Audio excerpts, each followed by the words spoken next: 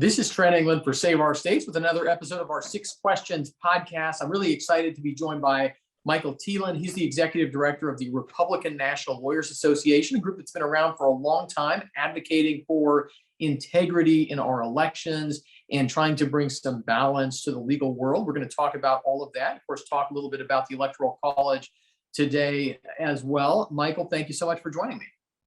Great to be here, Trent, and thank you for being a member. Yeah, very, very glad to. So first question, we'll start with the basics. You're the executive director of the Republican National Lawyers Association, the RNLA. A lot of people probably don't know what that's all about. So just, give folks a sense of what's your mission? What is it that you do? Right. There's a lot of people who think all lawyers are Democrats. That's not true. We're kind of the home for lawyers in the Republican Party. We have four basic missions. One is promoting Republican ideals, and the other ones are related to networking and election integrity, which is the one everybody wants to talk about. But briefly, we're going to have a policy conference on April 1st, where we kind of bring it all together. We talk about the issues of interest to lawyers. We also we give continuing legal education, which, as you know, as a lawyer, you have to do to keep your bar license. And it's more fun to do it in a political environment than, have a boring bankruptcy course that you watch on videotape beforehand. Listening to somebody like Senator Cotton is much more exciting than that. And then on the election integrity front, we found that lawyers don't want to get out the vote as much. They don't want to do those kinds of activities, but they're very excited to work on the integrity of our elections, to bring transparency to the process, and they're good at it. I don't care if you do wills and trusts. You can do election law one day a year and help with the polls and such. Well, that's great. So, we've already both alluded to it. The legal profession tends to lean to the left, especially in a lot of the big cities on the coast. Michael, what's your advice for young people, law students, maybe just out of law school, who are conservative, looking to operate in that world?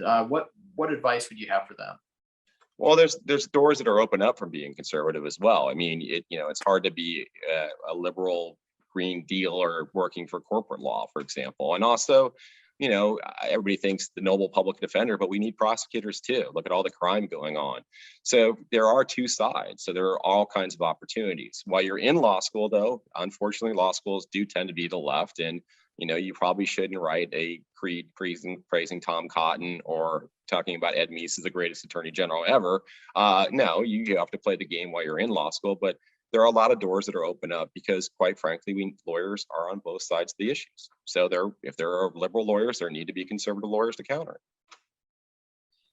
Switching gears a little bit to the topic that's the closest to my heart, support for the Electoral College has obviously tended to become a little bit of a partisan issue.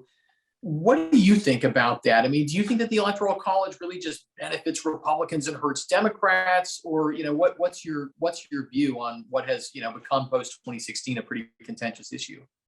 Yeah, I mean, the Democrats are fair weather, so whatever favors them at the moment, they're for that. I mean, and Mark Elias is a great example of that. Not exactly an Electoral College, but to give you an example of how he's on both sides of the issue, was in Iowa. He sued the state on their changes, saying that Iowa's current law was great. At the same time, Representative Miller Weeks won her election by 3 votes, and he was trying to get Congress to overturn that election because Iowa's laws were so unfair. Bringing that into the Electoral College, it's the fact that they're want to get rid of it now because they've lost some elections to it. If they were winning elections, remember Al Gore in 2000 was advocating for it because he thought he was going to narrowly lose the popular vote, but had a shot to win the Electoral College. And that's common for this goes. So that part of it's just the latest game of theirs. But on another level, it's also a way to take power away from the states. You see HR 1 and HR 4 and all their failed takeovers. They were all about taking power away from the states, whether it's California on the left or whether it's or Idaho. They want everything in DC. They want to federalize everything. And that's a larger theme of theirs too. And we have to respect federalism. And plus, Iowa does not have a lot in common with California. California does not have a lot in common with Maine even. The states are very different, as you know, much better than I do. I'm talking on our Six Questions podcast with Michael Thielen. He is the executive director of the RNLA, the Republican National Lawyers Association. Michael, something I've observed traveling around talking to state legislators, I think you see this in Congress as well, though I'm not as certain about that, is there are fewer attorneys involved in politics today than I think there was in the past. It used to be a stereotype that you've got lawyers sort of revolving in and out of public office. And I know in a lot of state legislatures, there are very few attorneys elected. Some people might think that's a good thing. I'm not sure about that. I'm curious, as someone who works around a lot of politically minded lawyers, I'll kind of cheat here and ask you a two-part question. I mean, why do you think that's the case, if that's really going on? And do you think it's a good thing, or maybe not? Well, I mean, I think there is a certain rebellion against lawyers and for the professional political class. I mean, President Trump, the runner-up, close to him at first was Ben Carson in the early polls, because people did not want another lawyer politician in 2016. And I think there's a certain carryover that people are fed up with lawyers who make inside. The second part of your question, you definitely need lawyers to write laws.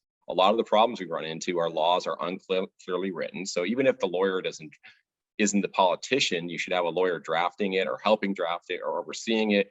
Because basically let's put it this way. In California, when I was in law school, there's a big initiative process in California. And the night before the election, my law professor said to all of us, "Are you guys worried about jobs?" And we all look around like, "What?" And they go, "Yeah, I guess." And said, "Well, vote for every initiative, because they're all full employment act for lawyers, because everything gets sued to death when it's not well done or well drawn." And that's what happens with these legislatures if they don't use lawyers. You need to have your law well done and well drafted. And that's the role for lawyers, whether they're actually the member drafting it or whether the staff are helping put in place with the politicians. So there's a role for lawyers. They don't all have to be elected.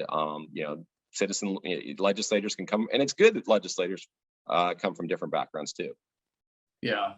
I think I'll just chime in on that a little bit, because I think, it's a little bit of a catch-22. People don't like lawyers, but then they wind up electing people who have to rely on staff attorneys in the legislature. And those staff attorneys may not share the same goals as those legislators, which, I feel like I've seen that in Oklahoma a little bit. And it's interesting. People may not quite get what they think they're getting when they elect someone who doesn't have a background in drafting legislation, say, whether they're a lawyer or just, have some other experience that way. Hey, I mean, we have Congress can't pass an appropriations anymore. The Democrats have never been able to, so it's lawyers and a few other kind of staffers that are deciding key policy items. No, they're not deciding the 30,000 foot stuff, but the on the ground stuff are being decided by staff, and that's not the way it should work. So in that sense, it would be better to have lawyers overseeing something more, and that's why rnla.org exists. Right, rnla.org, especially for the lawyers out there. I mean, people should go and be a part of this, because I think, Michael, your point is really well taken, that folks may do wills, trusts, and estates, but they still are uniquely positioned to get involved on election day and helping to make things, make sure that things are run honestly. People, whether they should or not, and I think, in some cases they should, people tend to defer to lawyers when it comes to these legal questions. And so, poll watchers need somebody they can contact who has that kind of authority. Right. It's also a mindset, even like you said, if you're wills, trust, and lawyers, you understand that you document everything. And some people don't, well, that's not a big deal. No, every part of it's a big deal. And it's also being able to explain a statute to a person. Well, actually, what electioneering is within a polling place. The fact that we had a big issue in Virginia with masking, for example, in the 2021 election. And it wasn't just everybody always goes to fraud right away. It's hard to tell sometimes where the incompetence ends, the fraud begins. And I'll explain how lawyers were able to explain to the good election official who just didn't understand that, yes, elections taking place in a school, and you see signs up everywhere in the school, masks are required November 21. But the law says you don't have to have a mask to vote. So they could explain it to them, cite the statute, cite the election commissioner's ruling. Now, for the bad election officials who may have been Democrats who see, hey, Republican voters come in with Gadsden flags and no masks, and we don't want to wear a mask. Our voters come in with gloves on and 2 masks. Let's enforce the masks and just say, hey, this is school property. It's not about that. Lawyers can get on the phone to them and say, no. The law is very clear. The director of elections, do I need the registrar to contact you to tell you what to do? So that's an example. It's not, Bush v. Gore. It's not going to the Supreme Court, but it's explaining either to an election official who's trying to take advantage of an unclear circumstance, or, and the grandmother who goes there to see her son's recital or grandson's recital, thinking, hey, it's school property, you have to wear a mask. But either way, lawyers can explain that, and lawyers are trained to do that regardless of their practice area. Yeah. Okay. Question number 5, Michael. We talked. You were already kind of getting into this great segue. Election integrity. There are a lot of topics out there on election integrity. What do you think are some of the most important as we're working our way toward the 2022 midterm elections, and then brand new legislative sessions starting in most of the states next year? What are the things that you hope people are focused on as we come up to a really critical election? Yeah, one of the sad things, and this isn't a Democrat or Republican point, is lack of confidence in election results. I mean, Democrats have not accepted a president being elected as a whole since 1988 and George H.W. Bush won. They think Bush didn't win Florida. They think 2004 Ohio was stolen by the machines and Trump by the Russians in 16. And then, Republicans are very upset about the 2020 election results. So what we really need is transparency in the process. And quite frankly, I'd love to have Democrats and Republicans working together, watching the polls, so everybody can feel good about the results. So anything that brings more transparency to the process is great for voter confidence. It's great for integrity. And it's also great if the Democrats were intellectually honest and not trying to make a political issue out of it to stop voter suppression. Fact of the matter, if they have somebody in there, they're not going to let somebody suppress the vote, which doesn't happen, which is why they don't do it. It's just a myth. But anyways, transparency in the process, anything that brings us transparency is good. Yeah, no, I remember when I was working on this in Washington State, talking to election officials, and some of them who I at least personally was convinced were honest, still chafed at that issue of transparency. And that really bothered me that, their attitude was, if you're calling on me to be more transparent, you're accusing me of being unethical, rather than understanding that, it's not just that elections have to be honest, they have to be provably honest, right? Verifiably honest, because otherwise you can have a perfectly honest election system and people still won't have faith in that system. And then it's broken, even if the numbers at the end of the day are right. So I'm really glad that's a big priority for the RNLA. Yeah, because that leads to voter confidence, and we want people to have confidence in election results. And those election officials shouldn't feel threatened in any way, shape, and form. That's why you also want a Democrat and a Republican there. So it's not, the Democrat machine is looking over your shoulder or the Republican lawyer is looking over your shoulder. It's, everybody's trying to help. And think about it. Yeah. If you did a job once every 2 years for 14 hours in a day, that's hard to do. I mean, it's nice to have some help and it's nice to have some people there, and they're not, they're just trying to help and they're trying to make sure the process is open and fair. And if you're doing the right thing, if you're not the corrupt official, everything should be fine. Yeah. Okay, Michael. Our last question is always I think the most fun. Talking here on our 6 Questions podcast with Michael Thielen. He is the executive director of the Republican National Lawyers Association. So, Michael, who is your favorite founding father and why? Yeah, like everybody else, I would say George Washington because I was born on his birthday. But since I have this big Republican lawyer sign behind me with RNLA.org on it and everything else, I should probably go a little different route. So I'm going to go for John Marshall. John Marshall, I'm not happy with everything in his personal life, but putting that aside, before him, there wasn't a Supreme Court. John Jay, the first Chief Justice, quit because it was a boring job. It's hard to believe today as we're in the middle of a confirmation hearing coming up, but that was really, nobody knew what to do with the Supreme Court. And John Marshall came in and made the Supreme Court a co-equal branch of government. He established judicial review, and he really made it what it is today. And without him, we'd have 2 branches of government or 2 1/4. So I'll pick John Marshall because I got my lawyer hat on today. And he really was a founding father that gets overlooked for his role in establishing the Supreme Court as a co-equal branch. Yeah, and mentoring Joseph Story, who became such a great chronicler of the early constitutional period. Yeah, I mean, and like I said, it's hard to believe, John Jay was offered the Chief Justice job a second time. He said, no way, there's nothing I'd want to do less because there's nothing to do there. And, it's hard to believe today, but that's what it was. Now, back then, not only did you not have a confirmation fight, you didn't have anybody wanting the dang job.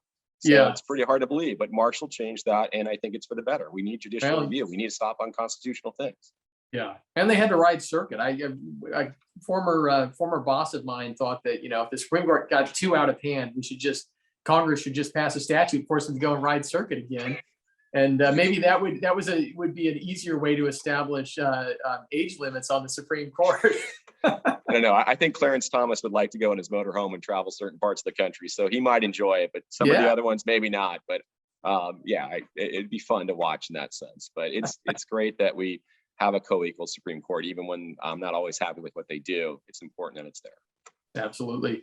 Michael Thielen, Executive Director of the RNLA, thank you so much for being a part of this 6 Questions podcast. Thank you, Trent.